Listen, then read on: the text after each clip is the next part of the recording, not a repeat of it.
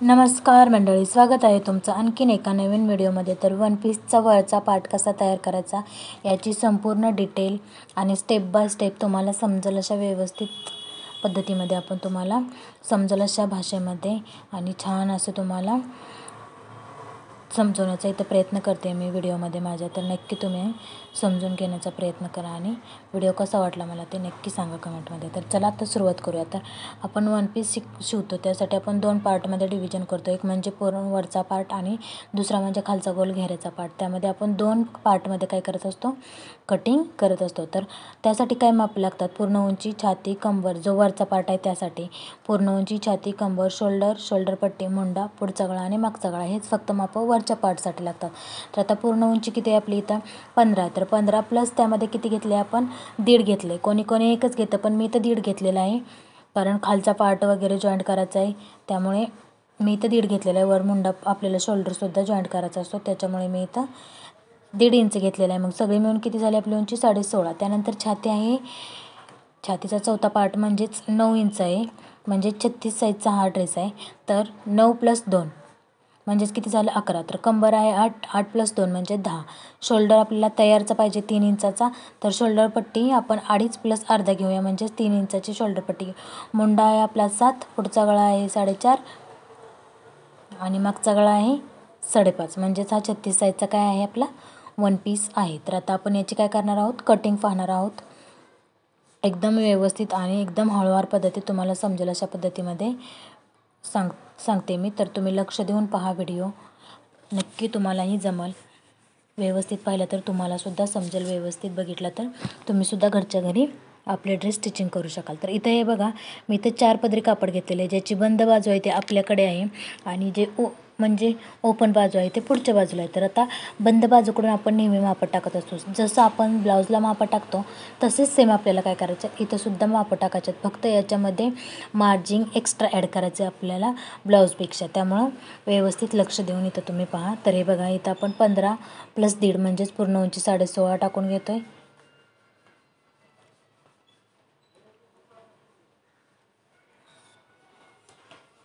व्यवस्थित एका कोपऱ्यावरून माप टाकायचं, कारण जास्त अस्तर असेल तर ते आपल्याला काय होतं, उपयोगी पडतं. त्यामुळे व्यवस्थित एका कडेवरून सुरुवात करायची आणि जास्त एक्स्ट्राचं कापड वाया घालवायचं नाही.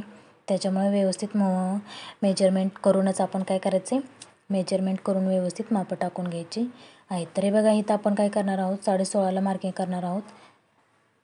पुढे पण एक मध्यभागी पण करून घेऊया आणि इथे एक करून घेऊया. तर आता त्यानंतर काय करणार आहोत, आपण कंबरची मार्किंग करणार आहोत. तर कंबर आहे आपली 8 + 2 म्हणजेच 10.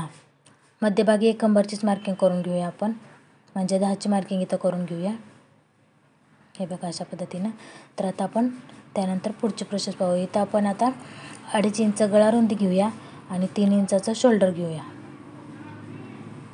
हे बघा अशा पद्धतीने, म्हणजेच इथं आपण कितीला, 5.5ला इथं टिक मार्क करूया. पहिल्यांदा 2.5ला आणि नंतर 3 इंचाला, म्हणजे हे झालं 5.5. त्यानंतर आता आपण पुढचा गळा टाकू. आपला 4 + अर्धा म्हणजेच 4.5 गळा आहे. तर 2.5 इंच गळा रुंदी घेऊन आपण गळ्याचं सुद्धा माप टाकून घेतलेलं आहे. पुढच्या गळ्याचं हे झालं माप. तर आता त्यानंतर आता काय करणार आहोत, आपण मुंड्याचं सुद्धा माप इथं व्यवस्थितपणे टाकून घ्यायचं आहे. तर आता मुंडा मी इथं 7 इंच घेतलेला आहे. हे बघा अशा पद्धतीनं. आणि इथं छातीच्या मार्किंगच म्हणजेच 9 + 2 म्हणजे 11 इंचाचं इथं काय करायचं आहे, मार्किंग करून व्यवस्थितपणे घ्यायचं आहे. तर हे बघा, आता मुंडा 7 आहे तर त्याचा आपल्याला मध्य काढायचं आहे. मध्य म्हणजेच किती, 7च्या निम्मा बरोबर किती येतं आहे, 3.5. म्हणजे 3.5वर इथं टिक मार्क करून घ्यायचे आहे. हे बघा अशा पद्धतीने. त्यानंतर इथं 1 इंचावर आणि त्याच्या पुढे अर्ध्या इंचावर म्हणजेच 1.5 इंचावर इथं मुंड्याचं मेजरमेंट टाकून घ्यायचं आहे. आणि मुंड्याला काय करायचं आहे, तर आपण आता सेप देऊन घ्यायचं. आधी पट्टीनं मी इथं सगळं काय आखून घेते व्यवस्थित आणि त्यानंतर काय करूया, आपण मुंड्याला सेप देऊन घेऊया.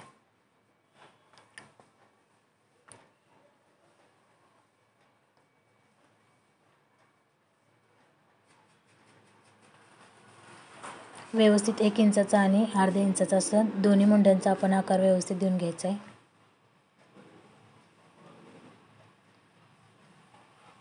हे बघा अशा पद्धतीने ड्रॉ करून घ्यायचं आहे. त्यानंतर पुढच्या गळ्याचं पण मार्किंग तुम्हाला इथं करायचं असेल तर तुम्ही करून घेऊ शकता, नसेल करायचं तरी पण काय प्रॉब्लेम नाही. तर मी इथं पुढच्या गळ्याचं मार्किंग करून घेते.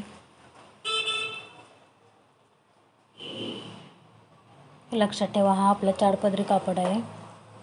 आता काय करूया, आपण कटिंग करून घेऊया. ओके, तुम्हाला समजलं नसेल तर परत एकदा लक्ष देऊन बघा. पूर्ण उंची टाकली, त्यानंतर गळा रुंदी, त्यानंतर ना शोल्डर, त्यानंतर पुढचा गळा, त्यानंतर मुंडा आणि मुंड्याचं मार्किंग करून घेतलं 1.5 इंचाचं.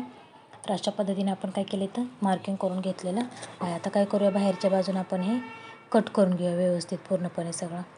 आता इथे 2 पार्ट तयार झाले आपले. तर त्यातला एक पार्ट आपण बाजूला काढून न्यायचं आहे, बाहेरचा मुंडा कट झाला. आणि दुसरा पार्ट काय करायचं, आपण इथं दोन्ही पार्टचं व्यवस्थित असं कटिंग करून घ्यायचं आहे. ते काय आपण जसं सेम ब्लाऊजला करतो तसंच करायचं आहे, त्यामध्ये काही असं वेगळं नाही. त्यानंतर आता बाही कटिंग करणार आहोत आपण.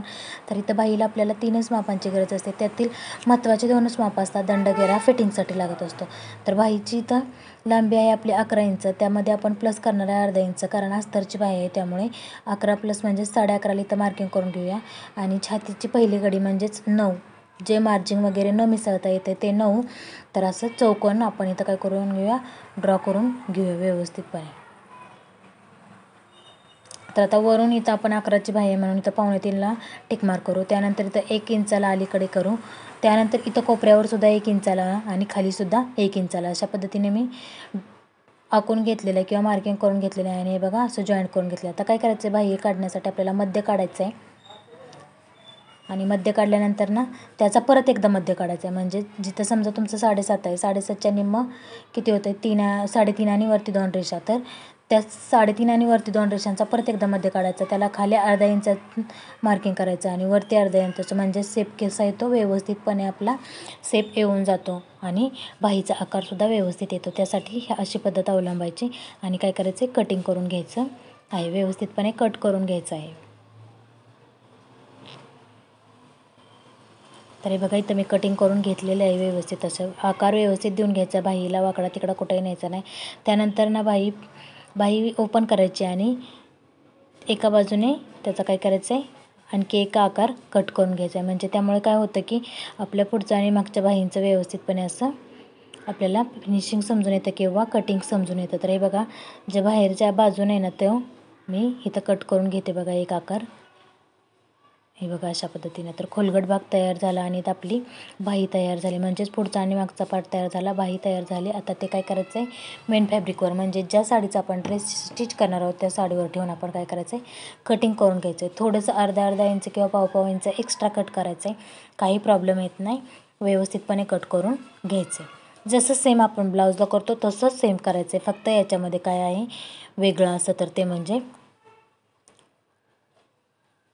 मार्जिन वेगळे आहे. तर आता आपण खालच्या घेऱ्यासाठी म्हणजेच खालचा पार्ट जो आहे त्याच्यासाठी आपण काय करणार आहोत, कटिंग करणार आहोत. तर त्यासाठी आपली पूर्ण उंची आहे शोल्डरपासून ते खाली गोट्यापर्यंत आपण शिवणार आहे किंवा थोडासा वरती त्याच्यात. तर 47 आहे. 47मधून आपला वरचा पार्ट आहे तो 16.5, म्हणजे 1.5 इंच सोडून दिलं मार्किंग तरी 15चा होतं आहे. म्हणजे 47 वजा 15 जेवढं काही येईल ना माप तुमचं ते तर टाकून घ्यायचं आहे. आणि समजा तुमचं 32 आलं तर 32मधून 2 इंच अस्तरचं माप कमी घ्यायचं आहे, कारण मेन फॅब्रिकपेक्षा अस्तर काय असतं थोडंसं 2 ते 3 इंचानं कमीच असते. शक्यतो तुम्ही 2 इंचानं कमी घ्या, कारण फोल्डिंगमध्ये अर्धा ते 1 इंच जातं, त्यामुळे तुम्ही 2 इंचानं कमी घ्या आणि कटिंग करून घ्या. तर आता इथं अस्तरची उंची टाकायची आपल्याला 30 इंच.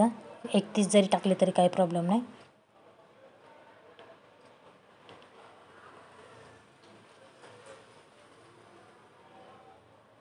आणि लांबी मी टाकली तर 33 इंच, साधारणतः 33 टाकलेली आहे, कारण हे माप छोटं आहे, जास्त मोठं नाही आहे म्हणून, किंवा उंची पण कमी आहे त्याच्यासाठी.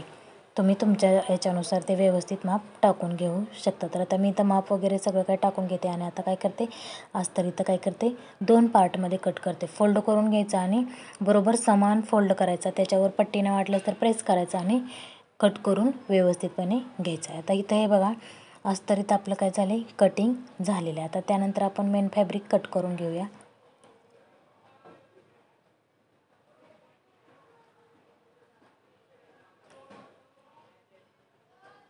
तर हे बघा, जे वरच्या बाजूला जे किनारी होती ना ते मी कट करून घेते. या कुठल्या तर एका बाजूची कट करून घ्यायची, खालच्या किंवा वरच्या, कारण दोन्ही कट सेम असतात.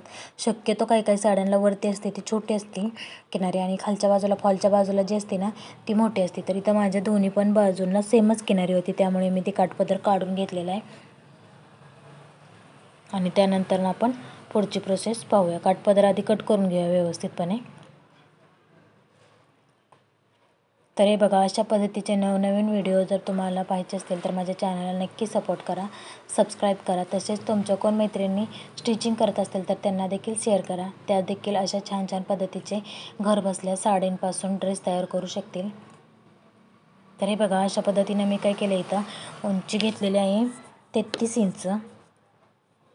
कारण 1 इंचवर आपण याच्यासाठी प्लेटा वगैरे पाडताना जॉईनिंगसाठी जाईल 1 इंच, म्हणून त्यासाठी मी एक्स्ट्रा घेतलं आहे. 32 इंच आपली उंची येते आणि त्यामध्ये एक मी एक्स्ट्रा घेतलं आहे. नाही बघा, अशा पद्धतीनं मी साधारणतः 2.5 मीटर रुंदी आहे या साडीची. अशा पद्धतीने मी एवढी लॉंग साडी घेतलेली आहे, कारण त्याच्या प्लेटा छान अशा पडतात. तर आता इथं आपले सगळे काही पार्ट झालेत, तयार झालेत. हे खालच्या घेऱ्याचे अस्तर 2 अस्तर आहेत. त्यानंतर 2 साडीचे पण फॅब्रिक आहेत, म्हणजे पुढच्यासाठी आणि पुढचा पाठीमागचा दोन्ही भाग. त्यानंतर आपण म्हणजे प्रत्येक 2-2 पार्ट आपण तयार केलेले आहेत. बाहीचे 2 पार्ट, पुढचा गळा, मागचा गळा, असे सर्व काही पार्ट तयार झालेले आहेत. म्हणजेच आपली वन पीसची संपूर्ण कटिंग इथं काय झालेली व्यवस्थितपणे तयार झालेली आहे. एकदम डिटेलमध्ये स्टेप बाय स्टेप आणि एकदम हळू समजेल अशा भाषेमध्ये मी तुम्हाला सांगण्याचा प्रयत्न केलेला आहे. तर तुम्हाला कसा वाटला व्हिडिओ मला ते नक्की सांगा कमेंटमध्ये. आणि हे बघा, ह्या साडीपासून आपण काय करणार आहोत, ड्रेस शिवणार आहोत, जी खूप दिवसापासून घालण्यात नव्हती. आणि सगळ्यात महत्त्वाचं म्हणजे ह्याला ठेवून 3 ते 4 ठिकाणी काय झालेत, होल पडलेले आहेत. आणि ते होल थोडेसे जास्त मोठे आहेत. जर ते असं घातलं वगैरे आणि बसल्यानंतर थोडंसं हे जर झालं तर त्याला आपण काय म्हणतो, कस लागली की काय, तशी साडी झाली होती थोडीशी. त्यामुळे मी ते पार्ट व्यवस्थित कट करून घेतलेले आहेत, जिथं होल पडलं होतं ते बाजूला ठेवून. आणि अशा पद्धतीने आपले काय झालेत, कट झालेले आहेत पार्ट सगळे. त्यानंतर हे बघा, पुढचा भाग, मागचा भाग, हे दोन्ही पण मी तयार करून घेतलेले आहेत, तुम्ही पहिल्यांदाच पाहिले. त्यानंतर हा मागचा भाग आहे, दुसरा पुढचा आहे असे, आणि त्यानंतर बाहेर असे मी सगळं काही डिटेल व्यवस्थित कट केलेलं आहे. तर आता याचा स्टिचिंगचा व्हिडिओ मी नक्की शेअर करेन तुमच्याशी पुढच्या भागामध्ये. तर हा आहे तो कटिंगचा पूर्ण व्हिडिओ आहे, एकदम डिटेलमध्ये हळूवार मी तुम्हाला कटिंग सांगितलेली आहे. आणि हे बघा, अशा पद्धतीनं बाहीची सुद्धा मी तुम्हाला कटिंग सांगितलेली आहे. तर जास्त बाही मोठी नाही, कोपरापर्यंत आहे, त्याच्यामुळं जास्त अस्तर किंवा जास्त फॅब्रिक नाही लागलेलं. आणि बघा, अशा पद्धतीनं मी बाहीसुद्धा थोडीशी किनारीवर मांडलेली आहे, म्हणजे छान असा लुक येईल ह्यासाठी.